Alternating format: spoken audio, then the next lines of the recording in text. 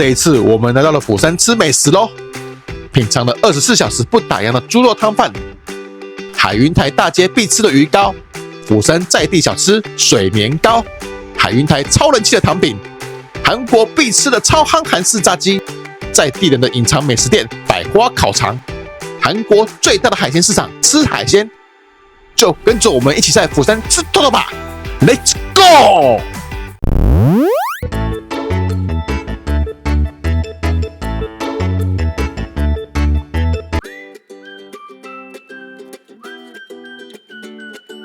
早安啦！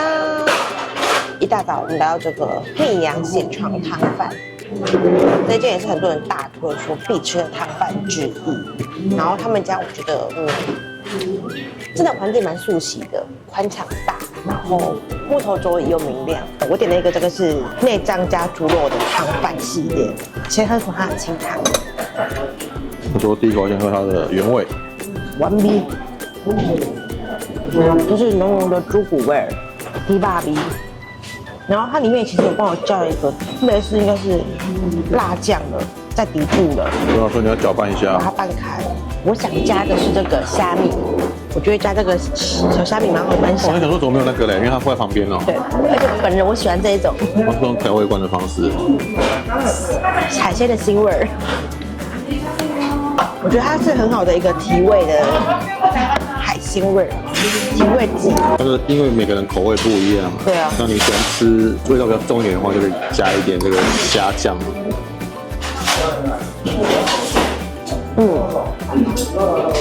你加了这个虾米，真的多了一个鲜味跟咸味。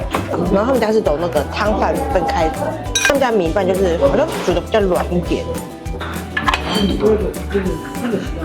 这个猪肉好像偏瘦一点，应该比较符合我们的口味。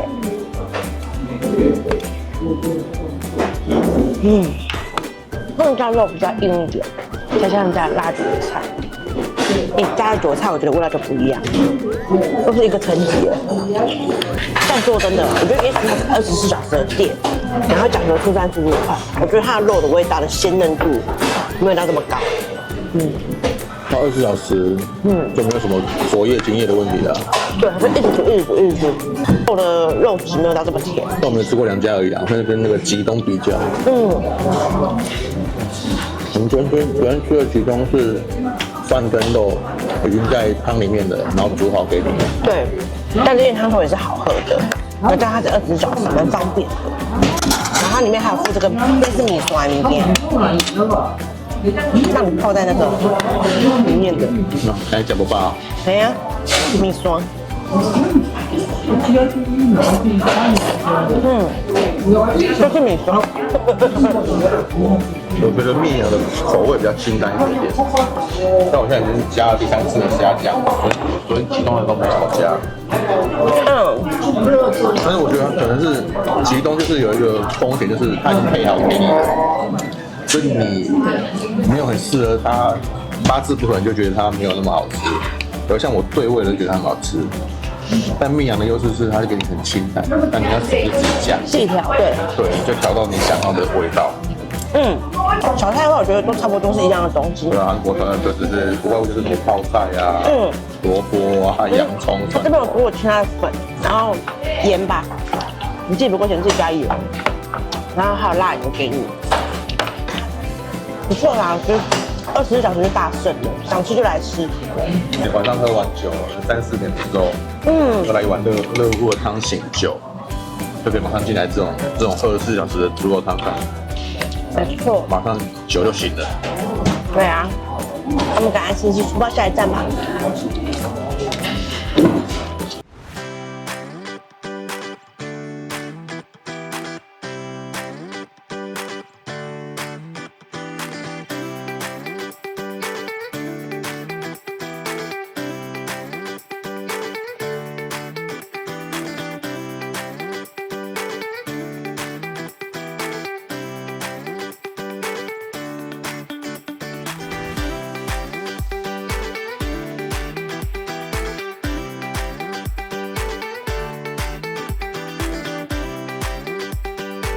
我们微波完我们的鱼糕了，附这个汤，就是关东煮的味道，但是带了一点点辣味，有点挡烤比的汤，但还蛮好喝的，蛮鲜的。它有没有调味粉哦？它是它是倒酱的哦，它之前对，它之前是给一小包的，然后现在没有，它是整罐，像那种番茄酱整罐的。我先吃原味没关系，等下不够我再去沾酱。毕竟这也比较挡烤比，就是鱼糕，里面这个有卤肉的，确实，然后旁边是蔬菜，还蛮香的，有一点点偏油，我觉得它的外观偏油一点点，很像我们去台湾市场，然后那种天妇罗的阿姨，她可能炸的没有那么酥脆，所以油感会比较重一点的感觉。但是它里面的鱼浆是好吃的，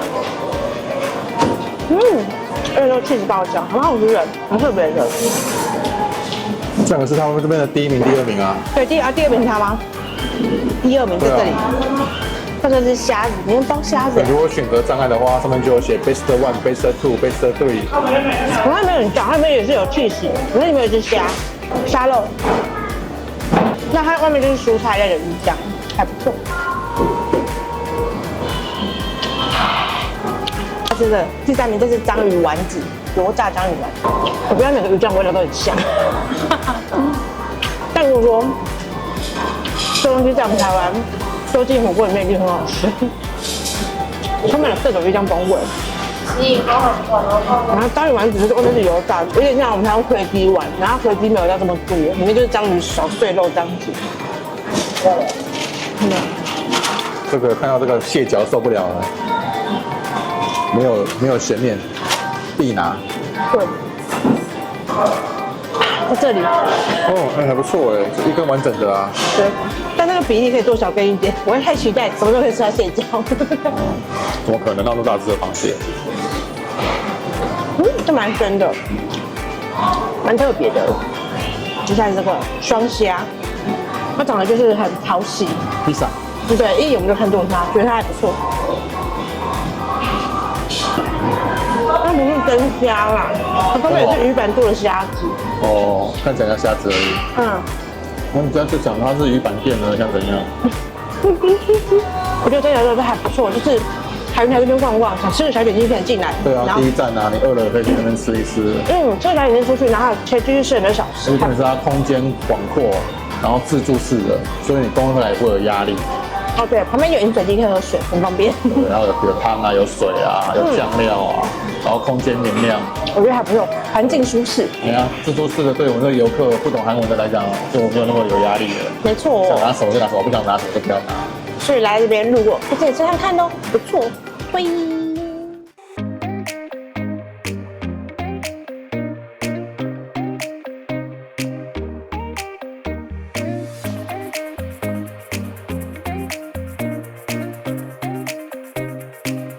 这样我们进来了，基本上炸物是自己夹的，其他的血肠、年糕跟鱼板都是跟他点的，直接挑战。我觉得这就很像黑白切，这个我可以接受。这是猪内脏，我觉得就跟台湾没有差很多。应该是猪肝啊。对，但为什么他们的比较油一点点？它油之说。黑色应该是血肠吧？血肠怎么吃？沾盐啊？沾盐，盐加辣椒粉这里。血肠。血肠。比较 Q 的糯米肠。没有像糯米肠这么米粒这么扎实。对啊，它这中间是米吗？应该是米吧，真的是 QQ 的。我觉得这很像那个猪血烧那种做法，它没有那么扎实。但你如果是敢吃猪内脏的人，这个应该就可以接受。这没什么，真的还好。猪内脏我 OK， 它没有什么太大的味道，然后也不会有臭味，我是觉得还好。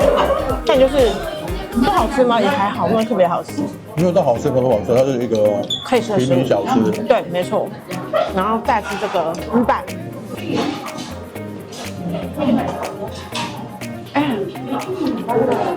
我比较喜欢吃这种的。鱼板我只有在2、3吃过而已。这个鱼糕味蛮香的，它不会像我们刚刚吃那种古来式鱼糕是油炸的，这种水煮的。这不错，味道蛮清爽的。然后这边有可能它小菜自己夹，有洋葱啊跟腌黄瓜这类的东西。腌黄瓜，这很像我们台湾吃肉霸粉、给霸粉跟糖那一片。但我觉得腌的没有像台湾那么酸。它比较清爽，没有那么甜。它特别甜。然后洋葱，我觉得洋葱蛮好吃的，但是洋葱就很甜。再来这个炸物，炸物还会再回炸，但这个应该是花枝鱿鱼类的东西。我觉得这个炸物蘸这个盐跟辣椒蛮好吃的。这个什么黑色这个？冬粉卷啊，我们就是韩式料理也会冬粉卷，海冬粉卷。这种味道。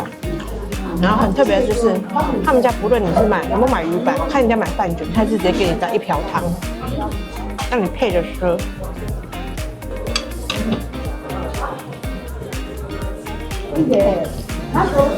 这个泡面汤味道高级，高汤啊。但这个没有辣，小朋友可以喝，偏咸一点点。接下来是他们家最招牌的就是个辣炒年糕，它这个是大根的辣炒年糕，也是釜山特有的水年糕。好扎实的。是吗？听说韩国年糕比较扎实，比较绵。对，然后这个是釜山特有比较胖的年糕，这叫水年糕。是啊，还有分哦。有。这个很饱，超糯的。我觉得这间还不错，然后可能是我们店比较早来了，没有招这么多人，但据说就是越来越多人都在排队。你说这件是什么？谁介绍的？89年老师介绍过的，所以当地人很多，来观光客也蛮多的，其实，但很好认，你只要进海滩市场，下一摊最多人在买的，然后前面有摆炸物跟年糕的，就是了。好吃啊。对。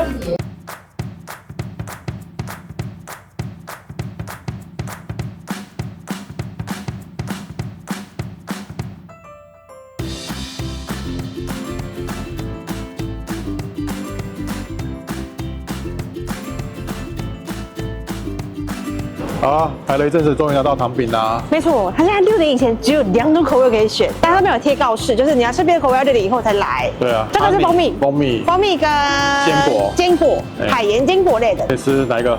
这第一个啊，蜂蜜是甜的哦。外面其实看不太出来啊。对，他就是跟我讲说这是什么？这是什么？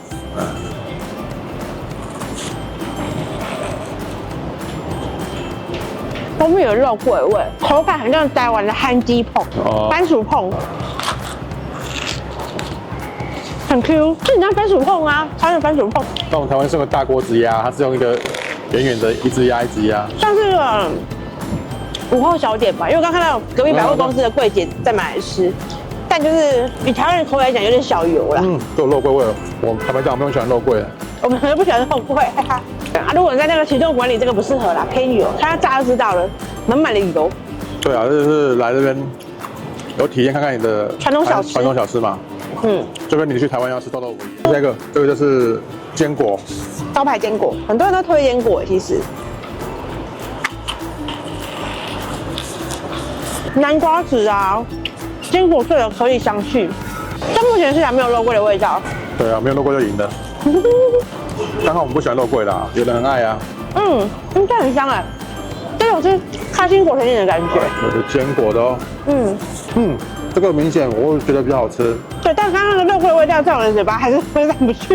因为这个咬下去，它不只有那个潘西凤的那个口感，然后里面咬到坚果颗粒感，有颗粒感，然后又没有肉桂，我觉得这个很好吃。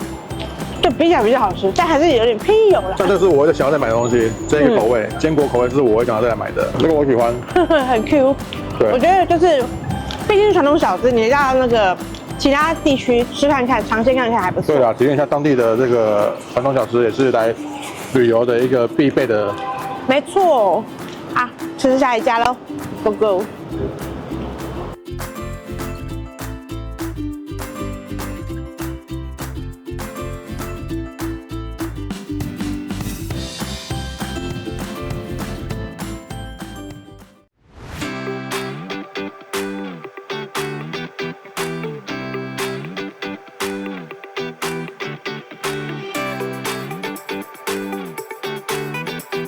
这样我们拿到我们的炸鸡了。对啊，我发觉好像就是外带比较便宜一点点价格，然后加上说它里面不能拍摄嘛，所以我们就带出来吃。对，反正都是海边啊，在海边吃很舒服啊。我要买这是什么东方辣鸡，据说这个就是酱油味很重，还蛮好吃的，比较特别一点的。扣买。好了，听说台湾现在也是卖的如火如荼啊。没错，我们在韩国都不用排队哦，就买到了。完全没人。我不知道是太早了，也许啦，对。但现在2、3点了，这一份是2万1韩币，还有一个这个小菜，解腻的萝卜，还要付一罐可乐。可乐2万1大约400包台币，还可以啦，肉蛮多的。对啊，这根本吃不完2个人。这块买。吃不完就带一当宵夜吧。很嫩哎，看起来。好好吃哦！我这个是鸡胸肉，超嫩。对啊，我看你一吃它早上就分离了，好像很厉害啊。这好吃哎！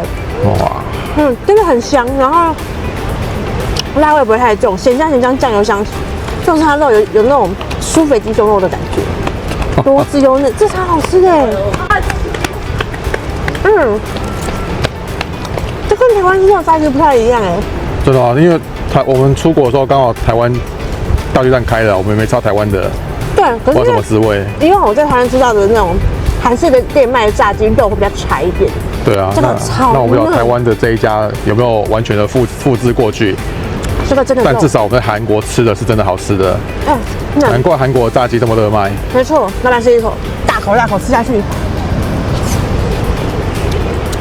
好像鱼肉哎，很嫩，很巨致的肉感。这个肉真的很嫩哎，很像鱼的肉。对。然后基本上我是觉得这一份拿2万1可以3个人分食。对啊，2个人可能还是有点太多，我是觉得。对啊。但如果说什么都没吃，单吃这个配啤酒，我觉得 OK 啦。对啊，我觉得这个酱很好吃哎，我蛮喜欢的。这什么口味？东方辣鸡之类的。对啊，比它那个什么韩国那些红红的酱好吃多了。我又怕太辣，所以我刚才犹豫要点这个还是点蜂蜜。我觉得比较适合我们台湾人。这个就很下酒啊。对啊，而且味道很台，讲真的。推。好，下酒吧。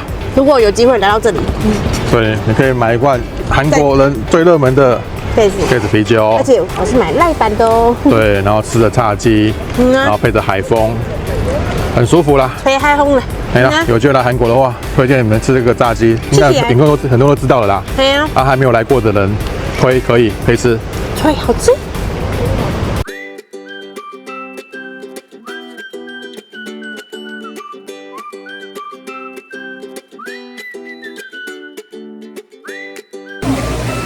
3杯小弟吃。哦，好。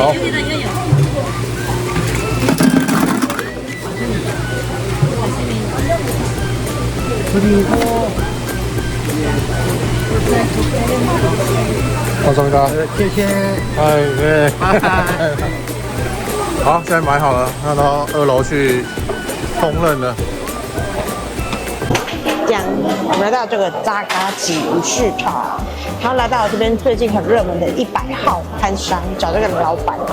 然后我们今天点了生鱼片，现在吃看看。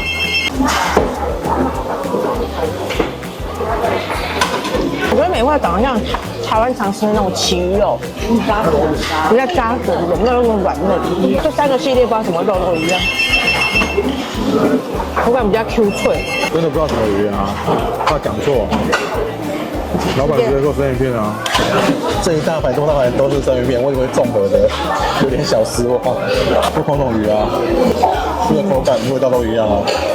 但我觉得它的小菜很特别，我第一次看它偷刀哎。还有地瓜，这个就是在下面先选好鱼，然后再拿上来料理。不用拿，它在下面拦截你的。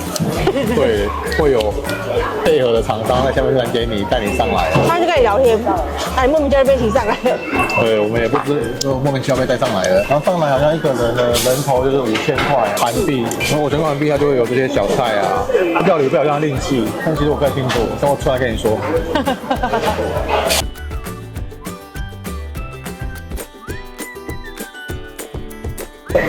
你让它动，让它动一下。你长得蚕宝宝哦。哦，它吸有舌头哎。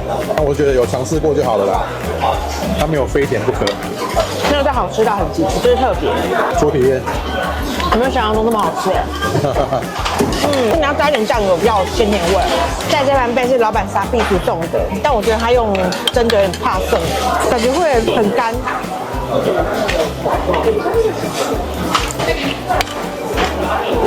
基本海鲜的甜味，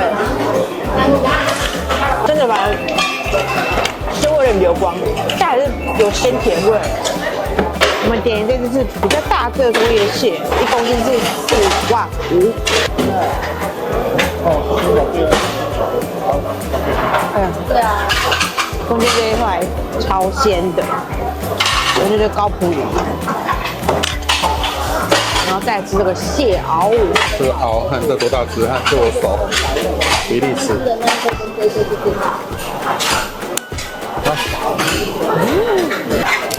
来，蟹螯干杯。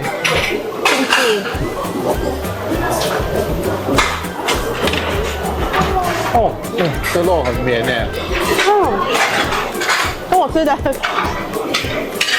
打了就一的冷冻的不一样味道。当然不一样啊。它肉很软很甜。这个季节的松叶蟹肉质比较好吃，所以我们就选了松叶蟹。对。帝王蟹太大只，加没完。鲜嫩甜呐、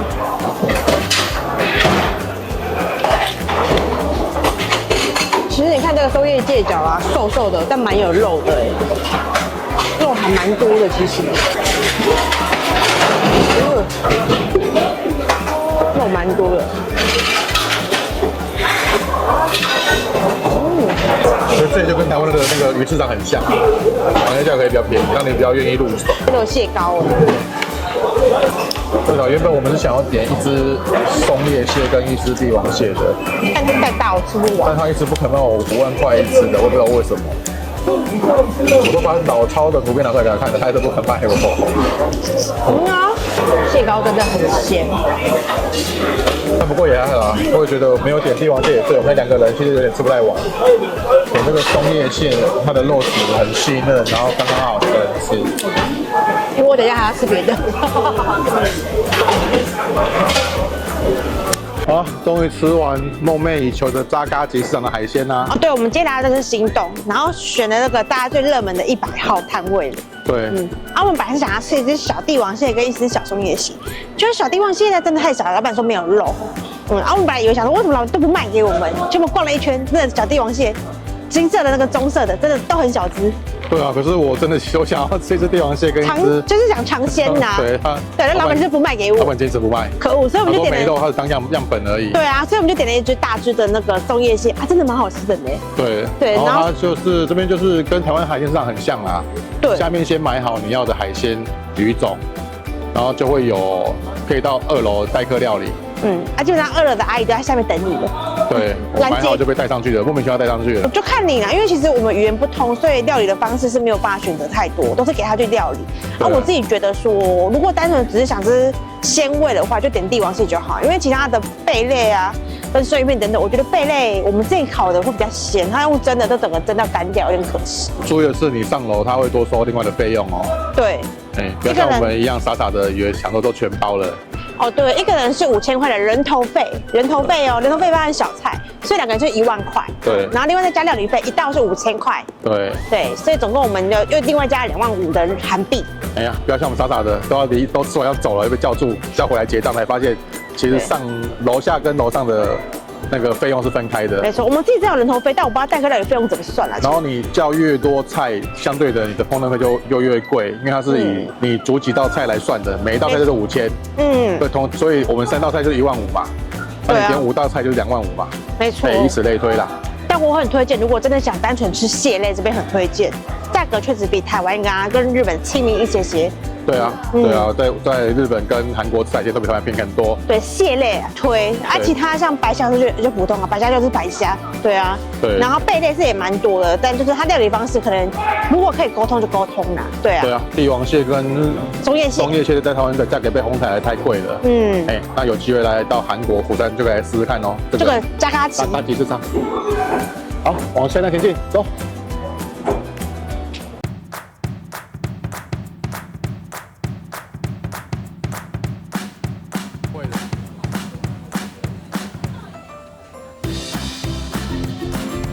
晚餐时间，我们现在来到是扎嘎吉附近最有名的百花烤肠。它里面真的很特别，它就是一个大店铺，里面有很多不同的汤班位，然后各个的大姐会招呼你这样子。然后我们点了2份呐，因为他每个人规定一个人就要点1份肉，每一份是300公克3万9。然后我们点一个原味的肉跟调味的肉，有牛肉跟烤肠的部分，它这边是最著名就是烤肠，然后在这边大街烤，他会帮你做边服帮你烤肉，然后一样你一上桌他就帮你上小菜。我先烤的是牛肉，看起来蛮鲜嫩的。它牛肉肉质很嫩诶，虽然300公克看似很重，但其实肠子很重，重量重在肠子身上。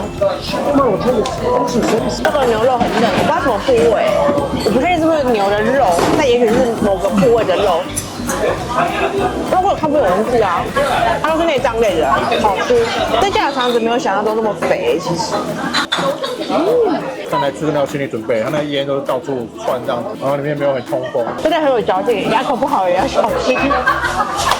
我从手咖到尾海东咖，更香了。再大哥给我们那个比较肥的部分，那种大肠那种圈圈有肥油的部分，因为我不知道到底敢不敢吃。我跟你这样深呼吸一下。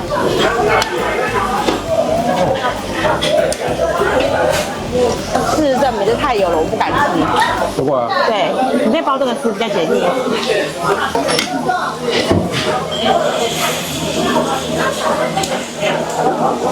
哦，这肥肠超肥的，我也拿一块最不肥的吃，我还是觉得很肥。再来好的是这个调味的肉，红彤彤的，会很辣吗？不会，这应该只是腌酱的颜色。大哥推荐要蘸酱加菜吃。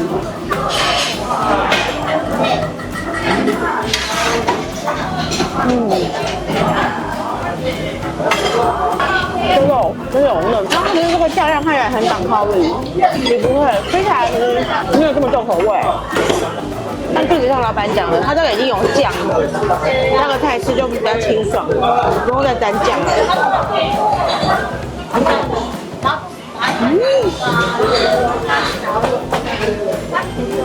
那我们就吃下去吧。啊，吃完了，感想如何？我觉得蛮特别的哎。对，这应该是我们吃过最烟雾弥漫的一间店了。哦，没错，非常 local 啊，里面也都是在地的上班族啦，对啊，当地人居多，其实观光客比较少。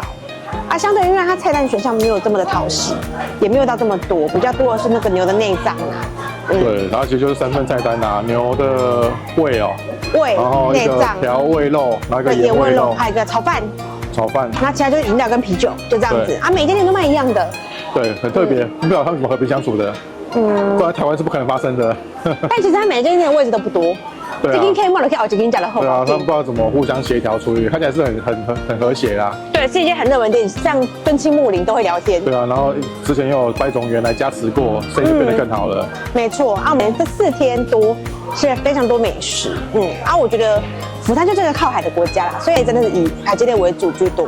我们吃了很多我们喜欢吃的，那有很多不是那么合我们胃口的，毕竟我们是第一次来韩国啦。哦，对，但我觉得不至于到不好吃啊，就是合不合胃口而已。对，就肥肉那些什么的，板娘比较不喜欢呐，那个没办法。对啊，其他的我觉得还不错，而且这边的长辈都很有人情味。对啊，年轻人服务业可能还好，但长辈们真的都很热心，很有热情。对，我们遇到一些小困难，都会来帮我们，帮到我们都很不好意思。那是一些阿君妈跟阿伯来帮忙的。对啊，对啊，那我觉得这是一个不错的国家啦，然后离台湾也不远，然后机票也不贵，就是可以来走走逛逛、吃吃的好地方。而且我们刚才有好多东西都还没吃到。没错，有机会我们就再来釜山逛逛吧。好了，就期待我们下次再来吧。拜拜，拜，晚安。釜山，下次见。